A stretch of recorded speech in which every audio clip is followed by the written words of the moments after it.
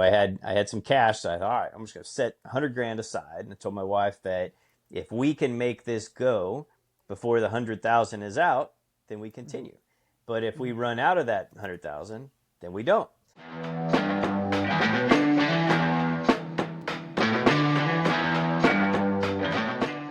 Hello and welcome, Constant Sports guests and listeners, friends, family, etc. We have a fun, entertaining guest today, Mr. Josh, coming from the Midwest, Texas, I believe. Is that right, Josh? That's right. All right, all right. Midwest, Mid-South, whatever you want to call it. I was hoping that you do these endurance races. I don't know if you'd maybe be, you do this 100 milers. Maybe you're not in Texas or you're somewhere else, but we'll get into that too. Yeah.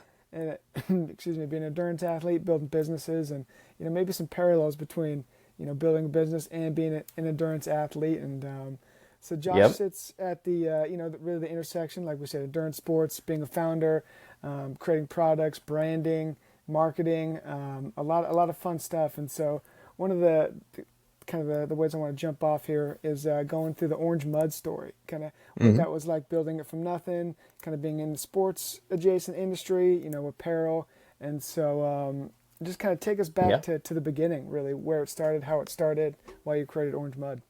Sure. Yeah. So I started it in January 2012, and the whole premise at the time was simply make a more stable backpack that doesn't move around on your back. And the first one I designed is called the Hide Quiver. We still sell it to this day, and the single barrel, which means it's a 24-ounce water bottle on your back, and it's just the bones of what you need, right? It's a water bottle, area to hold your phone, area to hold electrolytes, gels, backup nutrition, chapstick, and then a secure area for your car keys, and then cash, credit card for the beer garden after the race. I mean, that was kind of the whole premise of what it is, and it stayed that way all these years, and so we've expanded upon that. We have all kinds of packs now. We have packs for mountain bike and trail running, obstacle course racing, marathons, whatever.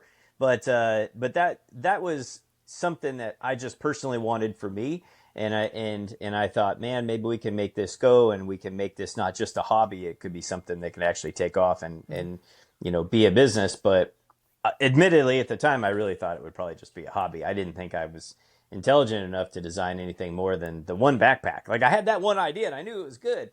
But I just didn't know, like, from there, what am I going to be doing? And, yeah, I got a little bit lucky with a lot of crowdsourcing of ideas from ambassadors and whatnot over the years. We built, I had probably 500 SKUs, or I know I have over 500 SKUs now. So yeah, that part has taken off.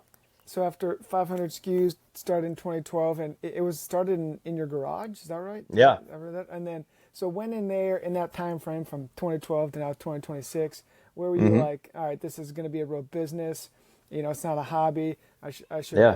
kind of, fully focus and get things rocking and rolling. Sure. Yeah, it was about 2 years in is when, my wife quit her job about a year and a half in to run it. And we had just had our second baby. And the whole reason we started the business ultimately was I always had the idea, but once my son was born, we knew both of us couldn't work our 100-hour-a-week jobs. And so one job had to give. And so hers was given first, and because she was getting ready to have her second child, our daughter, and then I was wanting to do it too. I'm like, I don't want to be the chump that's doing both, day job and this, but it was about 2 years in. Our net profit that year, I think, was $24,000 or $28,000 from a net, which wasn't enough to live on. But and we hadn't paid ourselves at that point a penny. But I thought, if I can work the amount of volume that I do during the week and do this as a side hustle at night, if I actually dedicated my energy into only this, surely I can make it go. So yeah, it roughly 2 years in, I quit my day job. We set aside 100 grand that I had, I invested since I was very young, since I was 18. And so I had some cash. So I thought, all right, I'm just going to set 100 grand aside. And I told my wife that if we can make this go before the 100,000 is out, then we continue. But if we run out of that 100,000, then we don't. And so it was 10 months later where we moved from California to reduce our overall burn. Otherwise, that 100 grand wouldn't last very long. Right. But we sold our house, moved to Colorado. At the time, we it was either Texas or Colorado. But long story, we chose Colorado first, and we were about 10 months in where we were able to finally be covering our costs as a business and pay at least our expenses. We didn't put any pennies back besides that, but we were at least covering our living expenses off the business, and then we just kind of kept growing up from there. And I wouldn't say I never had to put money in again, but at least when I did, it was because of expansion and growth, and Yep. and Building it. and and it kept going from there. I always, Yeah. love the stories inside the businesses, but where is there a story where, there's something that almost killed the business early on, or I guess later on, where you're like, whoa, Yeah. this could be it. Yeah, for sure.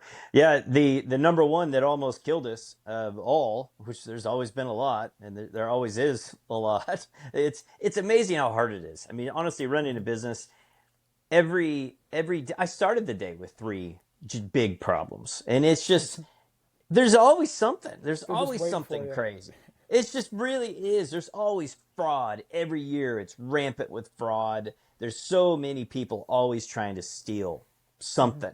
It's money, but it's hacking this and whatever. And it's always battle. But yeah, the biggest one was during about 2 years into COVID, roughly. I had a whole bunch of replenishment orders in, and I had new product builds in, and most were supposed to ship in June, July. I had 4 purchase orders in, and they were supposed to ship between June, July, August, and and it was really critical because they were new product launches, which were going to help grow the business. They were replenishment, which we needed for the holidays.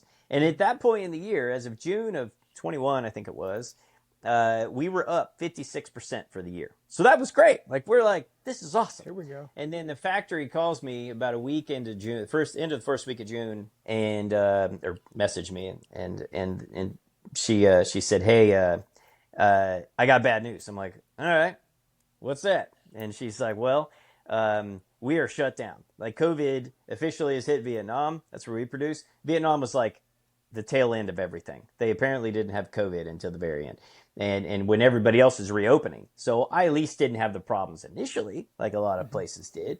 But yeah, with us, the factory, 2,500 workers, the whole country for that matter, shut down from June until, I don't know, the end of December, early January, and so then all of a sudden, it's like the end of January. My project manager messages me, and she's like, "Hey, I've got good news." I'm like, "Oh yeah, cool. I could use that." And because meanwhile, we started the year in June. We were 56% up. By the end of the year, we finished. I'm pretty sure it was 38% down for the year because we ran out of inventory. We didn't have replenishment. We went into the holidays super low in inventory on our top holiday items. We started the year low in inventory or out of inventory on our key items. And so we're like adjusting all my ad spend to try to sell the fringe stuff. And because, just it came down to a little bit of survival at that point. And then, yeah, when she messaged, she said, "Hey, good news, I have everything ready." I'm like, "What do you mean everything ready?" And she's like, "Yeah, we finished all your orders." And I'm like, "What do you mean? You mean like all of them, all of them?" She's like, "Yeah." And I was like, I went over to QuickBooks and I pulled up everything. I'm like, "Wow, that's $1.2 million." I was like, I don't have that much sitting there. Right? I had a lot of money set aside because as we're selling, I planned for that. And so I constantly am putting money aside for replenishment because I've learned also that is something that will catch you off guard. And so, but I had like 550,000 set aside or something, 600, but which would have been fine if things played out the way they were supposed to in the previous year. But when you all of a sudden go negative, you start burning cash. You're not saving the money. You miss your holiday sales, so you miss margin, incoming cash flow that was going to continue to top off those coffers. And here, it was a double-edged sword because not only did I owe the factory $1.2 million, but at the time, what typically would be $6,000 to $8,000 per 40-foot container to ship them, and I had 4 of them that were coming. I paid $38,000 per container. So basically $30,000 more container on the high end than I'm used to paying. It times 4. So I end up just wasting $120,000. That's all it is. And that's a lot of waste. You got to sell a lot of backpacks and towels to pay and t-shirts to pay for $120,000 of waste.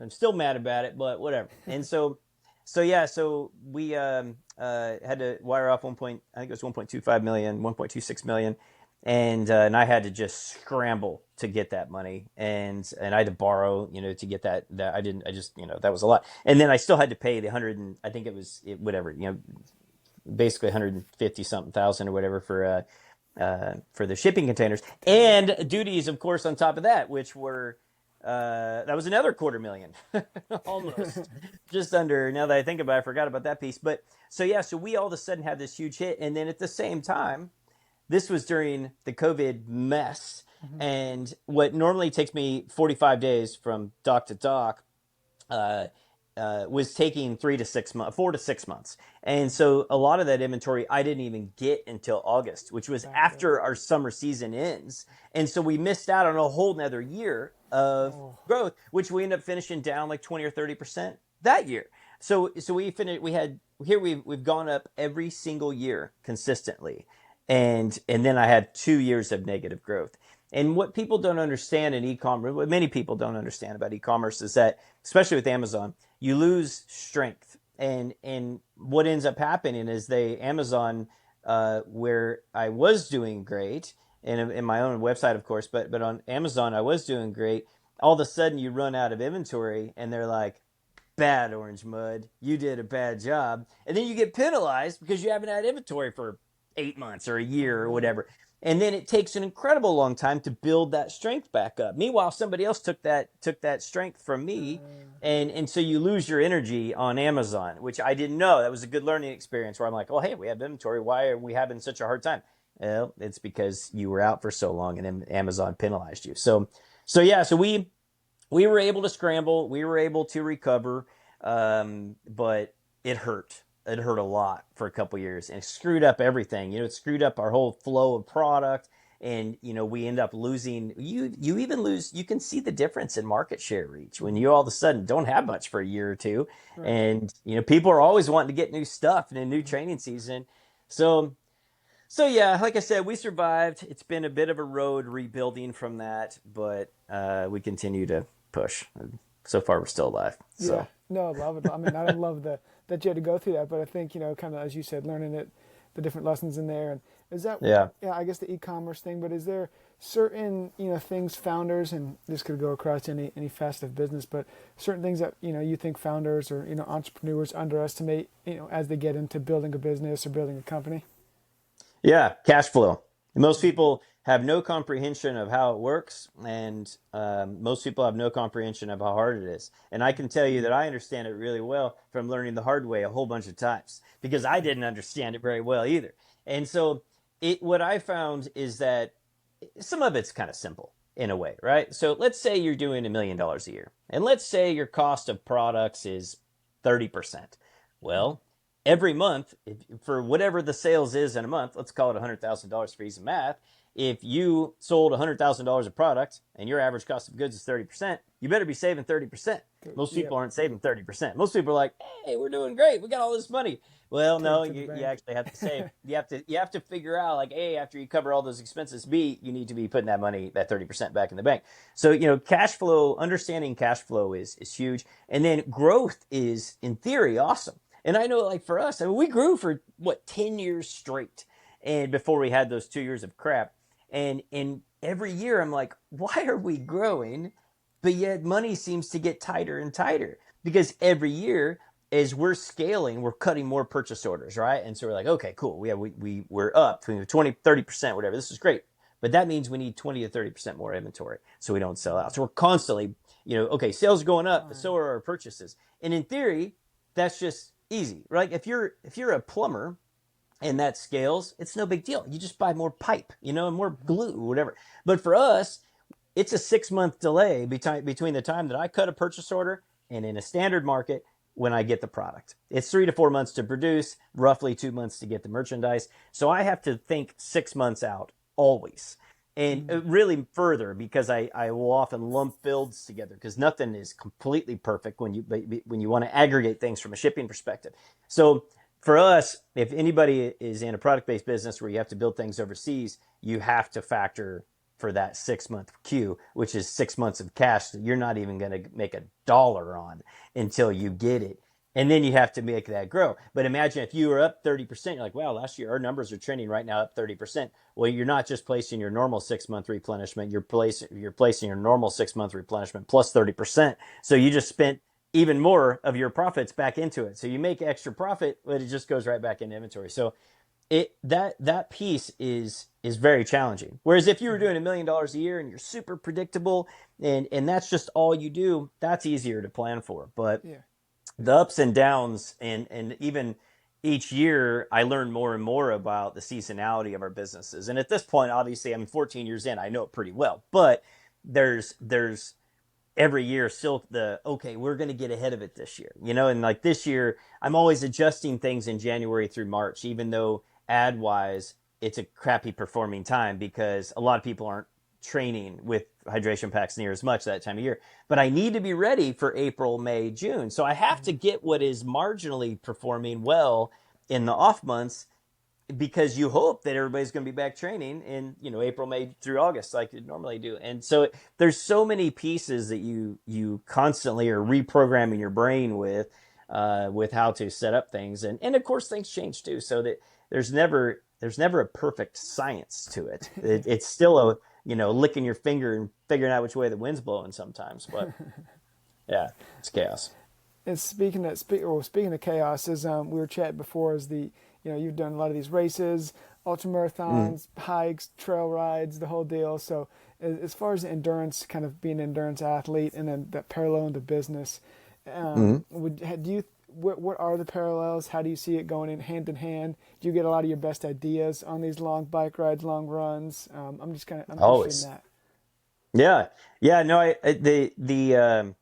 when I'm on a bike ride is when my brain is fully focused on happiness, and I think when in a happy state, it's weird. I would associate work with that, but I mean, I am in the business of fun, really. Hmm. So yeah, for me, I mean, almost all my ideas have come from my mountain bike and gravel bike rides. I mean, I've even wrote songs. I'm not going to say they're very good, but like for my guitar, I really enjoy. I've wrote a song about an armadillo like 50 times while bike riding, where I'm like, okay, I think I can play this. This will be fun. So I'm always coming up with something. It's when your brain is in its max creative state. For me, is Yeah. when I'm cycling, and I mean, even yesterday I was out for a 20-mile just quick ride before my kids got out of school, and I developed some new shape of how we were going to manage our sales team with Orange Mud, and just some better kind of cleaner system reporting that we've been struggling to really tighten up. And Mhm. so yeah, I mean, I would say 99% of Orange Mode success is a result of my bike rides, Yeah. more than anything, and my other businesses for that matter. So yeah, Mhm. it's for sure the creativity from vitamin D, being outside, and of course just pedaling your bike and having a good Mhm. time is never ending. And then the correlation with endurance sports from a business perspective is that everything is hard, as we kind of started the call with, and in business and with endurance sports, of course they're fun, but there's a lot of really challenging stuff, and so I always look at any endurance event as pain is just something you have to manage, and it's just Mhm. the facts, right? Like whether it's your feet rotting off or your back or your knees, whatever, something's always going to hurt in endurance sports, and that's, like I said, that's the pain of business. There's a lot of pains there, but you just have to say that pain doesn't hurt, or let's make this pain not hurt anymore, and solve this problem. But I just have always had this one foot in front of the other approach, that and just don't look backwards, and it seems to work. I mean, it's not perfect, but it's I think ignorance is bliss sometimes, if you just pretend it isn't Mhm. hurting, or maybe you just need to solve the problem, one or the other. Yeah, no, I'm with you. I think, similar to that, I've been running a lot more outside and, no headphone, just running, and kind of like you, I've gotten a lot of better ideas, maybe, figure out some problems, some things. And it's Yep. crazy that your brain just, shuts a lot of that out, and you don't have your phone and your computer's not blown up with emails. You just running, biking, whatever. And all of a sudden you're Yep. just, solving the world's problems right then and there. And, It it's happens. pretty sweet. Yeah. Yep. It's Yeah. incredible how that works. Yeah, I use Evernote when I'm on a run or ride and I have ideas. I just pull up my phone and just tell it to take notes and just record a voice note in Evernote, and then I come back and I'll translate it as soon as I get back, so I make sure I don't Mm. lose sight of it, because that's the problem too. Yeah, I'm with you. There's times I go out and I don't take any electronics with me, and or a lot of times if I have electronics with me, it's I listen to audiobooks. It's about all I do, or podcasts. But yeah, that's the problem. You come up with those ideas, then you get back, you're like, God, what was Damn, what it was I was that? thinking? So you have to have a way to take action of it, and so Yeah. that's where I use Evernote. And Okay. sometimes I come back and I realize I'm like, you were in too happy of a state, and that actually isn't going to work at all. But yeah, no, I do, man. I find the best success is simply from doing those, doing things that you love, and then Mhm. everything is easy from there. Yeah, I know I'm with you. And you mentioned a minute ago some of your other businesses. So what are those? What else you working on? Projects, businesses? What else you cooking up over there? Sure. So yeah, so I have a seven. I started Orange Bud in January of 2012, and then we were outsourcing a lot of our own custom embroidery and screen print. And the local suppliers suck, so out of hatred towards them, and I wanted to hurt them, I started Seven Clay, because I wanted, I needed to brand my own products for all the Yep. stores and clubs and teams that we work with, and then B, I just was sick of the terrible vendors that we had, and I purposely started the business with the hopes of hurting some of them, and like putting, not physically, but like putting them out of business, because their quality was terrible, the prices were terrible, the service was terrible. Here I'm trying to outsource $250,000 a year in business, and so yeah, so we started Seven Clay in September of 19, and it took off like a rocket. It's actually bigger than Orange Mud now, and it's just been great. So there we brand people with custom caps and T-shirts and everything, and we work, nationally with, big to small brands, and then yeah, I started another business last year. It was just because I enjoy building things, and it started with actually a few different people, but ultimately the one that made me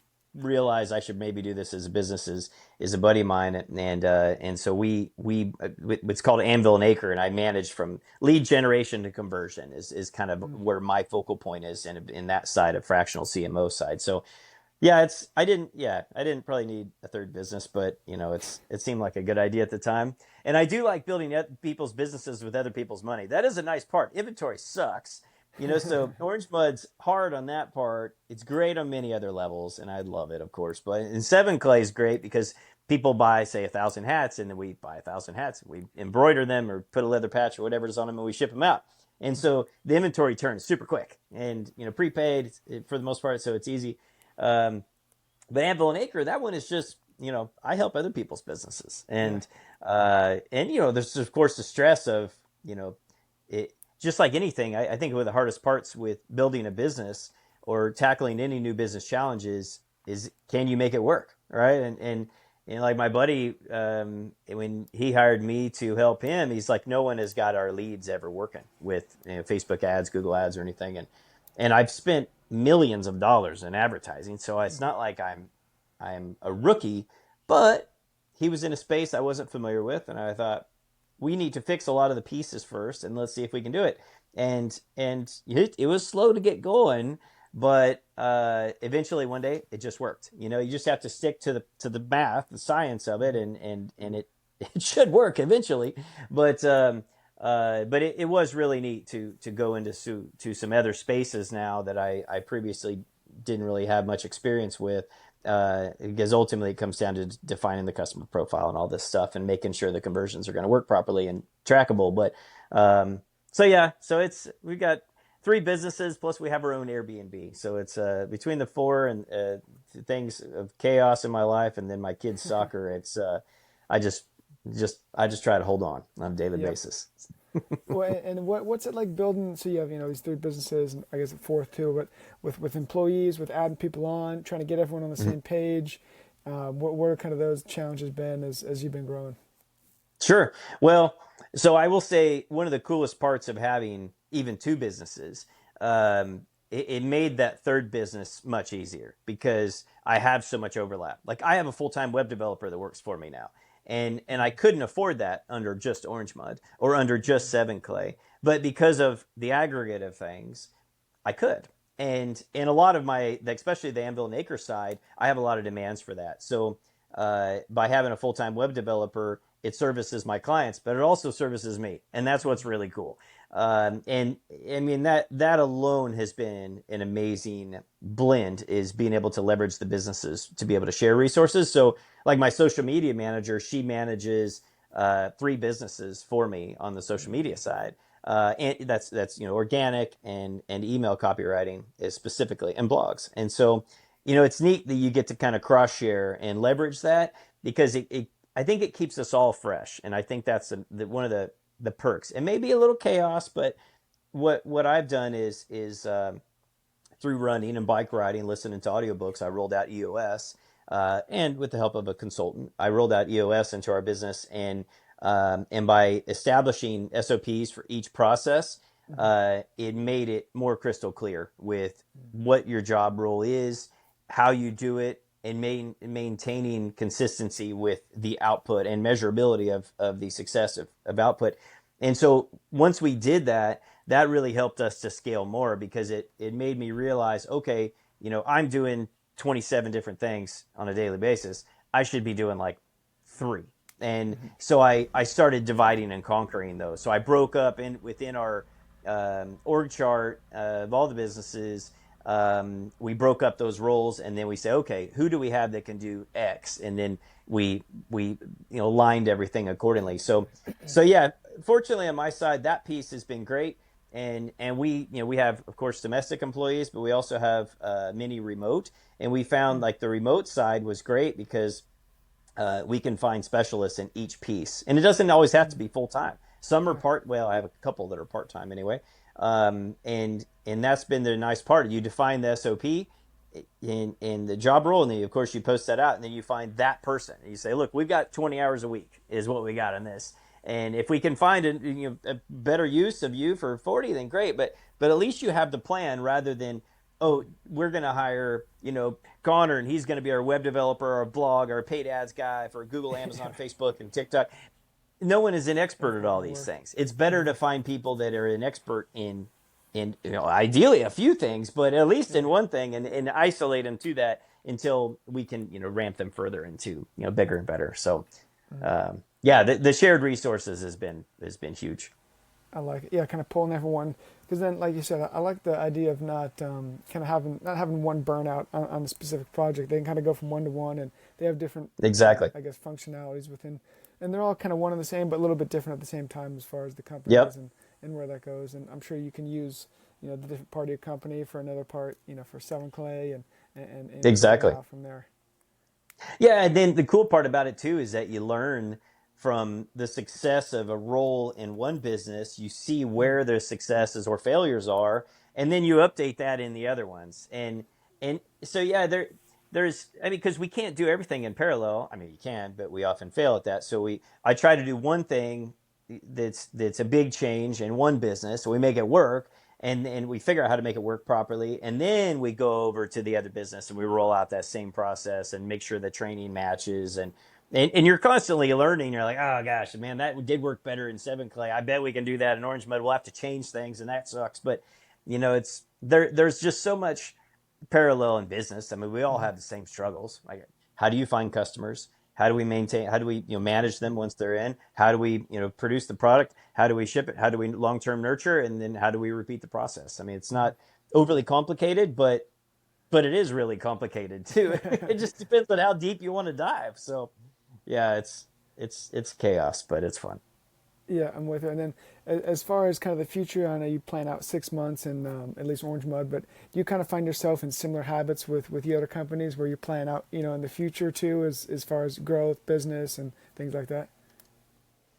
Yeah, with Anvil Acre, no. I mean, I don't necessarily need any more accounts there. I think I'm good. And it's so that one's just like, I just plan for good, and that's it. But with 7 clay, yeah, we're always. I would say we don't look at it on, aside from setting sales goals, we don't look at it from like a 6 month out as much. Other than there's two things: one is sales goals, and the other is continuous improvement. which we have discussions every week on, but we have quarterly goals and annual goals for continuous improvement as part of our EOS plan. But yeah, it's very different because it's more we have really robust systems with 7 Clay. So Mhm. it's more of that customer acquisition cycle, and then we identify problems every Tuesday after our production meeting, any problems that happen, and then we are constantly making small tweaks, or not constantly, but it's probably once a Right. quarter we're making small tweaks to our SOPs to ensure you employee safety, whether it's using various equipment or, okay, we discovered a new way to have a problem because there's always with humans, there's always a way to screw something up. Yeah. And so we find, okay, well, I see how that order wasn't entered right. What do we need to do to ensure that won't happen again? And so we're constantly trying to find those ways to plug the holes to where we keep scrap at an absolute minimum, and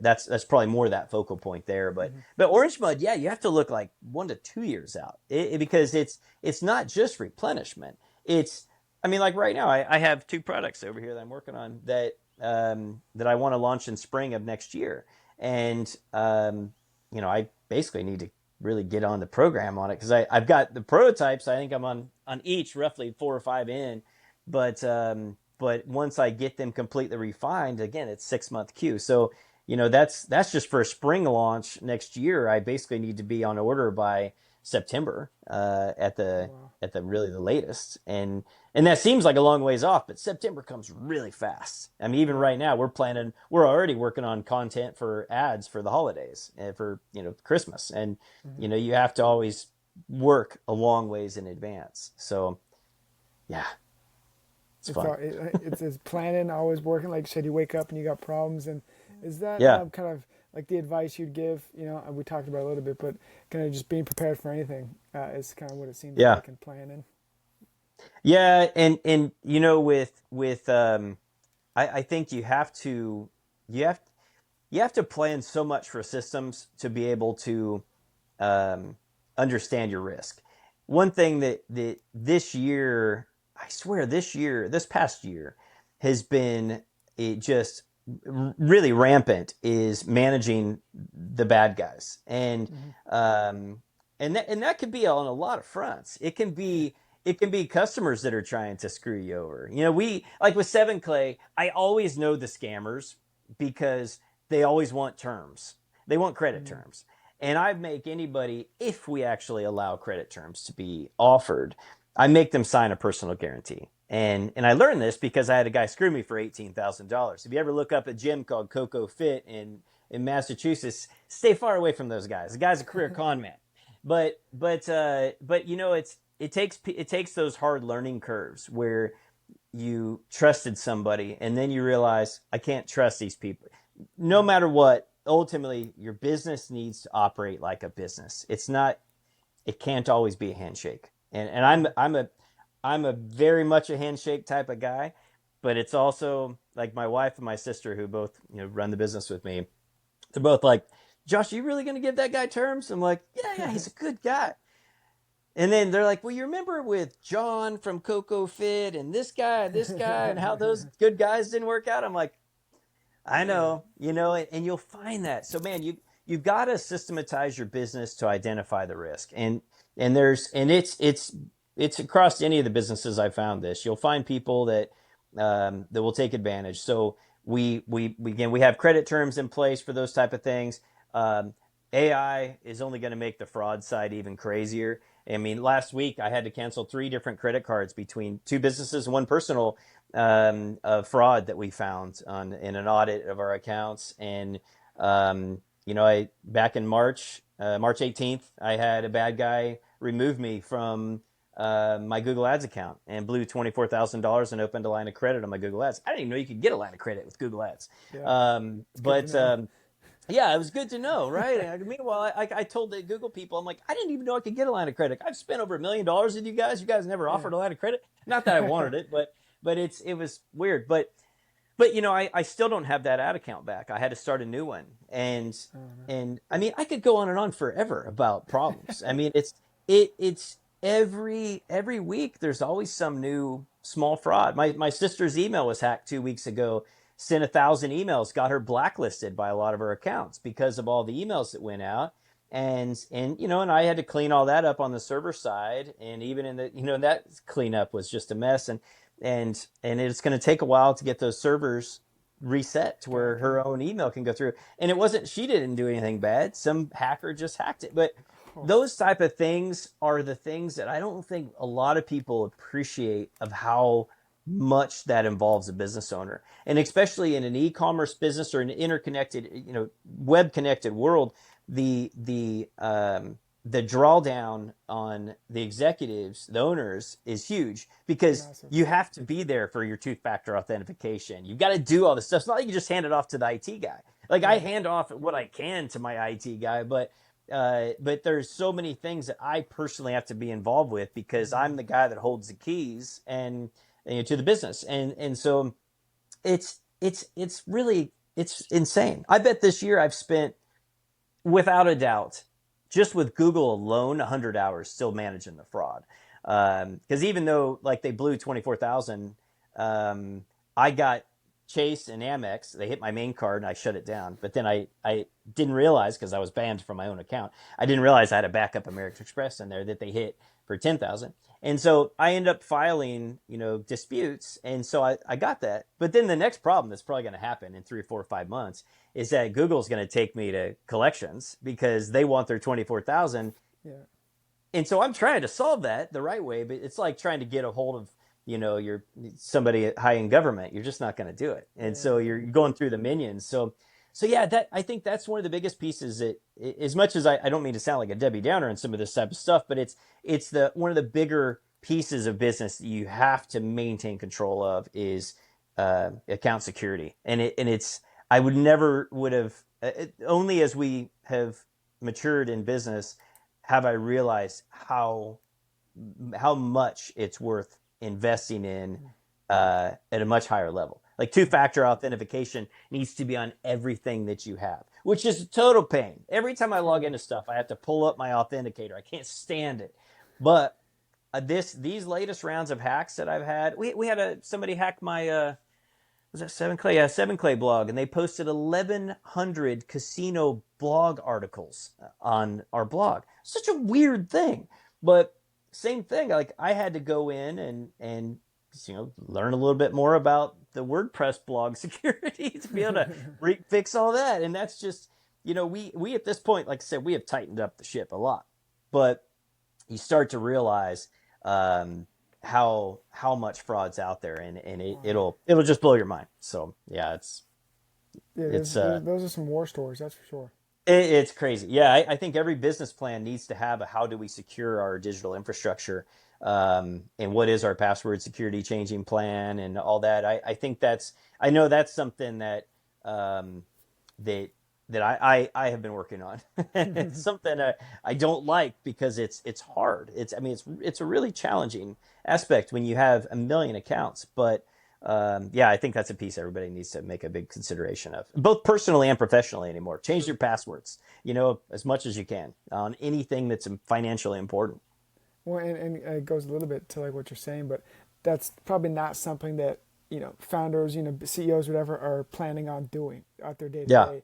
But you kind of have to, and then that takes away from some of the other stuff. And so it's kind of that time management where you have to focus on some things like that are yeah, high level situations where your Tuesday's blocked off now because you just got 1,100 casino posts on your all blog. right. So there goes your Yeah, yeah. Tuesday. Yeah, you start the morning, you're like, oh, this is going to be great, and all of a sudden you're like, oh, what is this? Like, I had a overdraw the other day on one of my. I have a deposit only account. You can only put money into it, and a guy took, I don't know, $27,000, I think, out of it, and I got an overdraft on it because I don't keep a balance in it. It's a Yeah. deposit only account. I did it to mitigate fraud with my bank. My banker literally set it up for me, and so I call him. I'm like, dude, Brandon, somebody just took $27,000 out of the deposit only account. I thought no one could take money out of this account.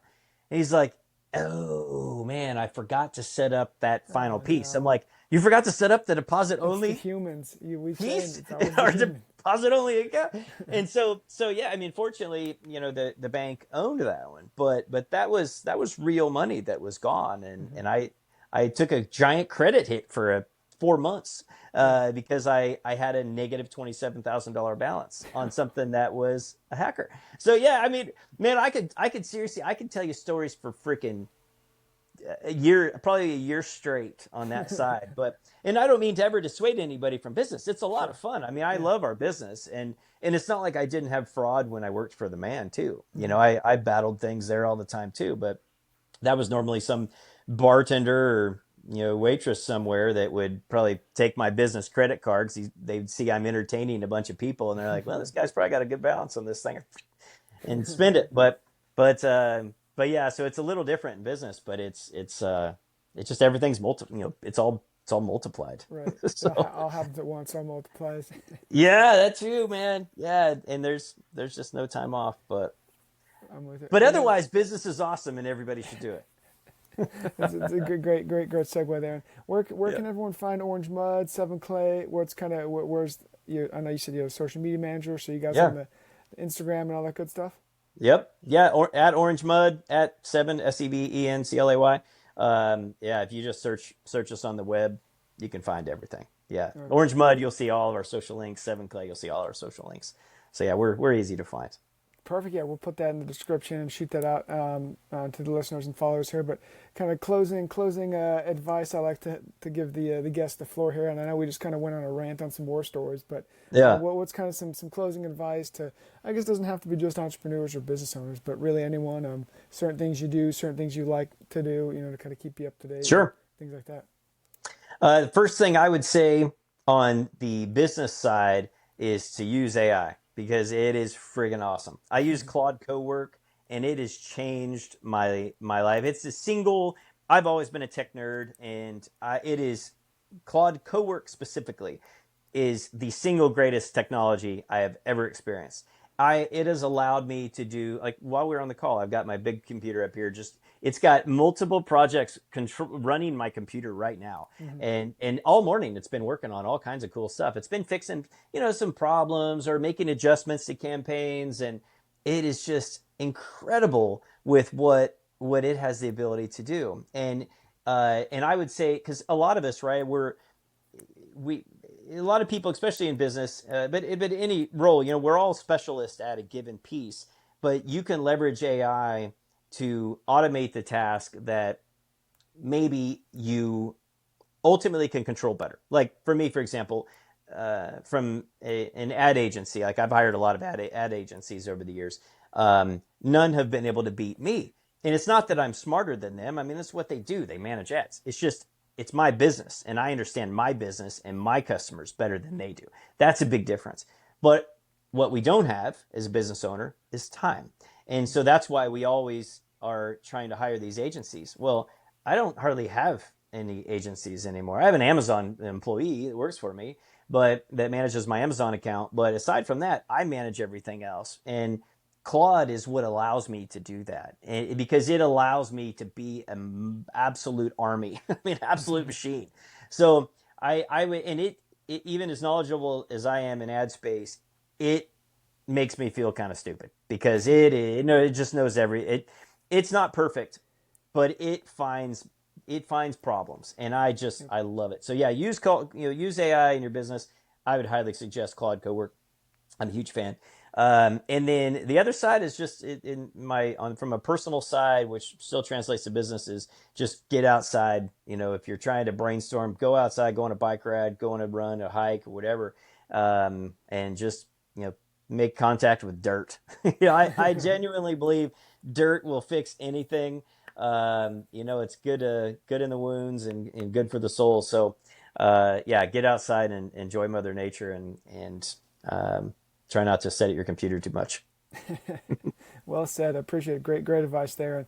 And definitely something, even since the last time we talked was 2 weeks ago or so, you said Yeah, we were talking about endurance races or running, and you're just like, yeah, all you really need is, electrolytes and some carbs, and you can go for you however long do. you want. And I was Yep. running, I was in Arizona, and I'm like, man, it was like 100 and whatever degrees, and I'm just like, as long as I'm Yeah. hydrated, I think I should be all Yep. right. And I just kept running and running. And I was like, oh, maybe he's onto something. I'm telling you, you can be out of shape and not an endurance athlete, and if you put in calories on an hourly basis and sodium and electrolytes, you can go as far as you want. It's just the reality. It's just your mind is what doesn't let you go very far. But Hmm. I have done things being very fit, and I've done things being very unfit that are both what people think are crazy, but yet it's always doable if you put in nutrition. I mean, it's Hmm. just like your car. As long as you have gas and oil in the thing, it's probably going to go as far as you want to go, and you might have your tires blow off and you got to get some new ones. But aside from that, the human body isn't that different, right? We're just a battery, basically. Keep the battery topped off with what it needs and you can go as far as you want. So at least that's my mindset. I don't know. It Yeah. doesn't, it's worked so far. I'm getting older. And so I feel my knees a little more anymore, but so far they're still keeping up. I love it. I love it. Well said. I appreciate you coming on, Josh, today and talking about, business, endurance, whether that's in business or out, on the dirt, like you're saying. And it's been a lot of fun. And for the listeners and followers, make sure to go check out Orange Mud and Seven Clay. And especially if you're trying to, be in that endurance section as well, get some packs and get some of that gear that he's got going on there. And we'll put that all in the description and everything. And like I said, thanks for coming on, Josh. And we'll see you guys all next week. Sounds good, man. Appreciate you having me. You got it.